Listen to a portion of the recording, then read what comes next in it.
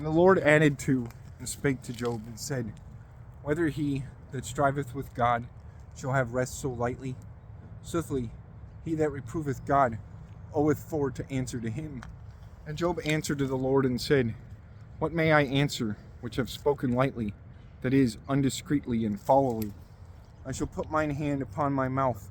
I spake one thing, which thing I would, that I had not said. And I spake another thing, to which I shall no more add. For sooth the Lord answered to Job from the whirlwind, and said, Gird thou as a man thy loins, and I shall ask thee, and show thou to me, whether thou shalt make void my doom, and shalt thou condemn me, that thou be made just?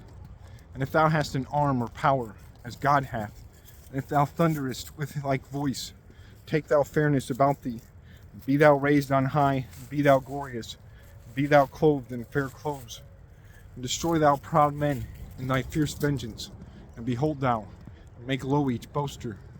Behold thou all proud men, and shame thou them, and all break thou wicked men in their place. Hide thou them in dust together, and drown down their faces into a ditch. And then I shall acknowledge that thy right hand may save thee. Lo, Behemoth, whom I made with thee, shall as an ox eat hay. His strength is in his loins, and his might is in the navel of his womb. He constraineth his tail as a cedar. The sinews of his stones of engendering be folded together. His bones be as pipes of brass. The gristle of him is as plates of iron. He is the beginning of the ways of God. He that made him shall set his sword to him. Hills bear herbs to this Behemoth. All the beasts of the field play there. He sleepeth under shadow, in the private of a reed, in moist places. Shadows cover his shadow. The sallows of the river encompass him. He shall swallow up the flood, and he shall not wonder. He hath trust that Jordan shall flow into his mouth.